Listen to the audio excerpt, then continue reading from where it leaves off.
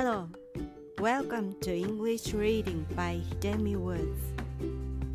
I'll read episodes from my books and talk about them. I hope you enjoy the show with me.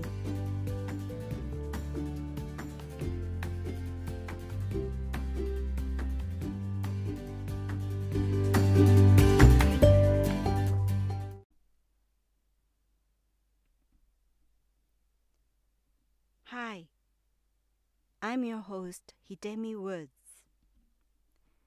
I'm gonna read an episode from the book I wrote that is titled An Old Tree in Kyoto.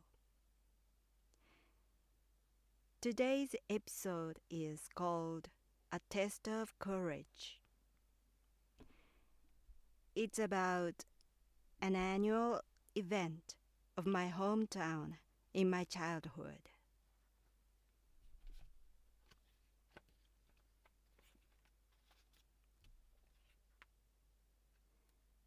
A test of courage.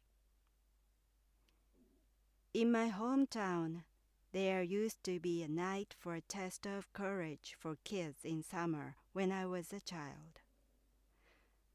It was a small neighborhood event that an adult volunteer set up a sign saying, "A test of courage" at the entrance to a narrow lane between the neighbor houses. Except for the entrance, the rest of the lane was left as it was, without any special scary decorations or surprising effects. Enough nature still remained in my neighborhood back then, though, and the ditch, bushes, and shrubs along the lane had sufficient effects in darkness to scare kids.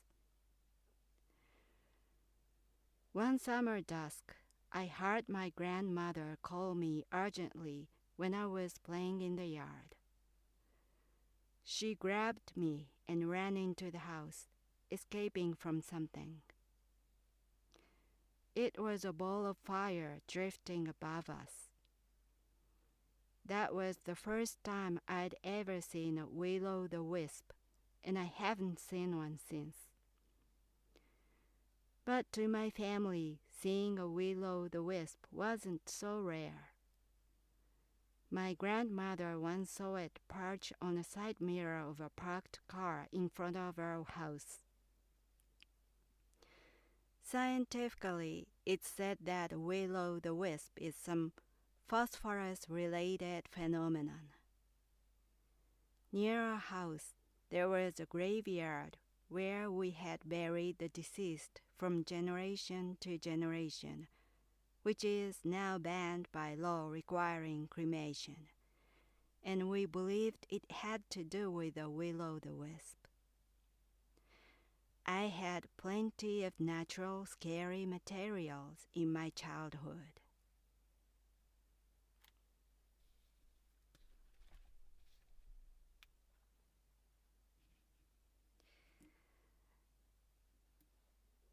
Back then, when I was a child,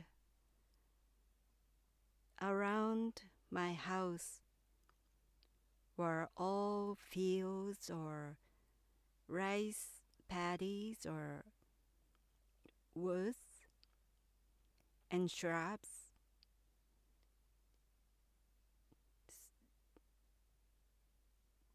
It's just a small cluster of houses, and except for those houses, the rest of the town was all nature. I was surrounded by a bounty of nature.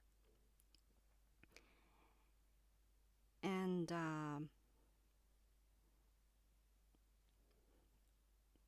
there are some streets, of course, but there were a few street lamps and houses were dark, so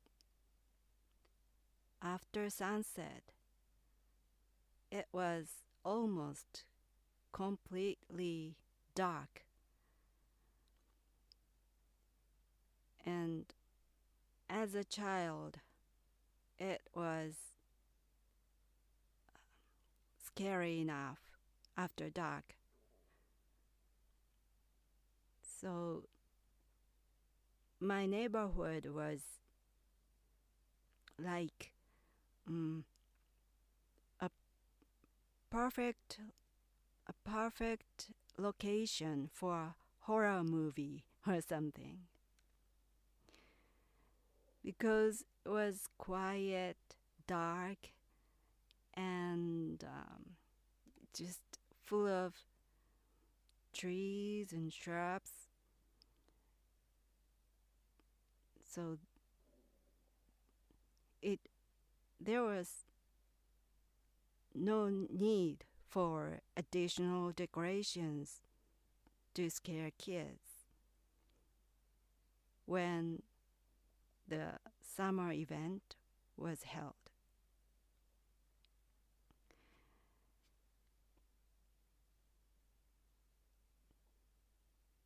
In that plenty of nature, it felt like human beings were so small and powerless, because nature was so powerful and huge, and it's dominant over humans.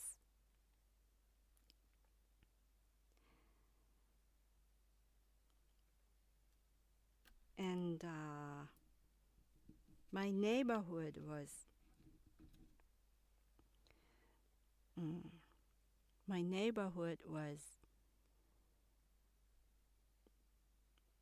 like a Halloween town all year round, so to speak. And the inexplicable happened all the time, almost all the time, such as will-o'-the-wisps or fox appeared. As I talked about before here, fox, not physically, but spiritually appeared to tease people, to deceive or make fun of people. So adults around me were talking about foxes or will-o'-the-wisps or anything inexplicable all the time, as if they were truly there. They truly existed, because they actually experienced strange things by themselves or saw them for themselves. So they believed those weird, odd, inexplicable things. And as a child, I heard those tales or experiences all the time. So naturally, I believed it too. And sometimes after I grew up, I saw some scary TV shows or some documentaries on TV. And in those shows, they were talking about some phenomenon which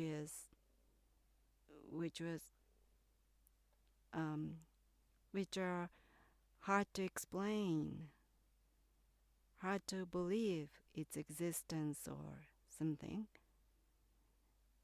And for me, when I watch it, I don't feel it so strange, because it could happen in my hometown easily. I feel. So it's not so strange to me because of my childhood experiences.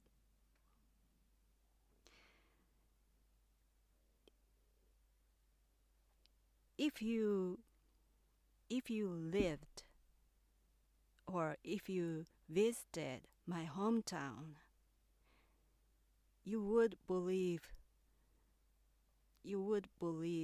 those strange things easily too, I bet.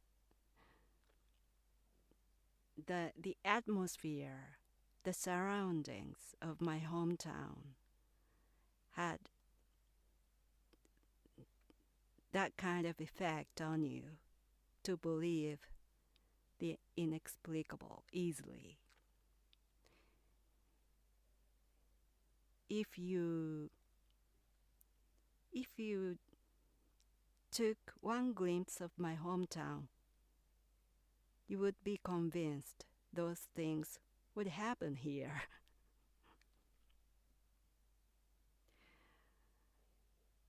It was such a natural, scary, strange place that I lived in when I was a child. But I don't know if it remains like that still now, because I haven't visited there for years. That's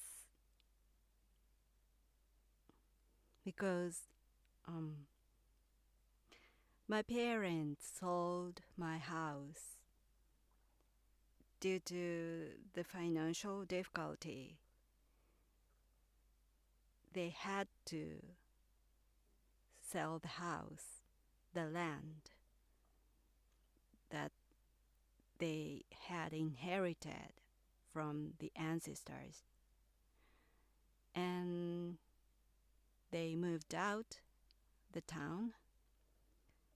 So I have no need to return there because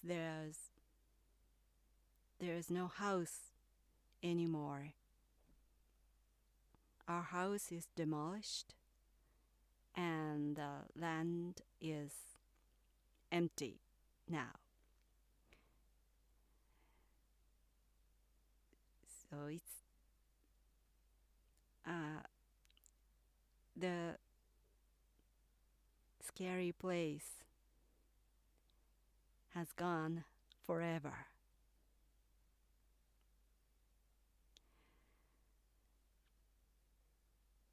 Well, that's all for today. Thanks for listening. I'm Hidemi Woods.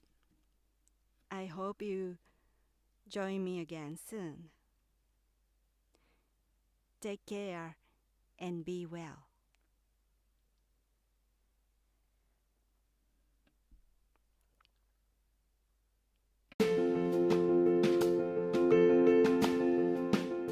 Audiobook, The Family in Kyoto, One Japanese Girl Got Freedom by Hidemi Woods on sale at online stores or apps. Apple Books, Google Play, Audible, 43 available distributors in total.